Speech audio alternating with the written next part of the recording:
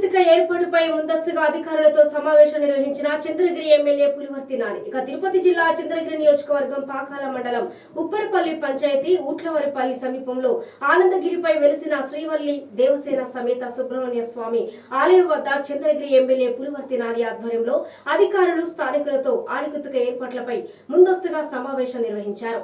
ఆలయ అధికారులు సిబ్బంది స్థానికులు కలిసి గజమాల వేసి శాలువాతో సత్కరించి స్వాగతం పలికారు. ఆడికృతిక బ్రహ్మోత్సవాల ఏర్పాట్లపై వివిధ శాఖల అధికారులతో చర్చించి భక్తులకు ఎలాంటి అసౌకర్యాలు కలగకుండా తగిన ఏర్పాట్లు చేయాలని పేర్కొన్నారు. భక్తులకు తాగునీటి సౌకర్యం కల్పించాలని, ఆలయ పరిసరాల చుట్టూ శానిటేషన్ చేయించాలని, ప్రత్యేకంగా వైద్య సిబ్బందిని ఏర్పాటు చేయాలని సూచించారు.